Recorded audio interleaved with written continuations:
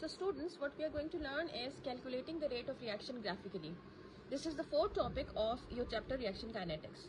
Students, the rate of reaction changes as the reaction proceeds. This is because the concentration of the reactant is decreasing.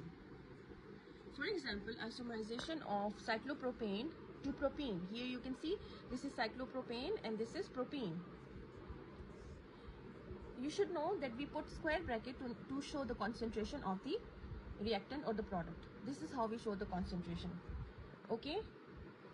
Now you must know that the progress of this reaction can be followed by measuring the decrease in the concentration of cyclopropane or the increase in the concentration of propene. Now graphically you can see on x-axis we have written time, and on the y-axis we have written the concentration of propene, which is increasing. The concentration of propene changes with time in the reaction cyclopropane to propene. This graph indicates the whole curve, but this graph, it is the curve magnified. That is, it shows the average rate over the first 5 minutes. Students, in this graph there are two lines, A and B. Okay, now A, it shows the average rate of reaction over first 5 minutes. Okay, but the line B, it shows the actual initial rate found by drawing the tangent at the start of the curve. That is, this only this part, it is being magnified over here. Students, this is delta, this sign is delta. Now delta, it shows or represent a change in a particular quantity.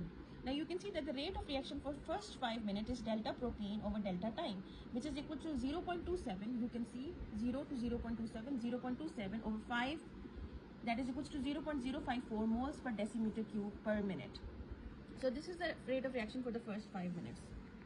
Okay, again I tell you that line A shows the average rate over first 5 minutes, whereas line B shows the actual initial rate found by drawing tangent at the start of the curve. Okay, this is A and this is B. This is only this part being magnified. Students, the graph is a curve which becomes shallower with time. So the rate decreases with time. If we make the time interval over which we made the reaction almost zero, we obtain a reaction rate at a particular instant.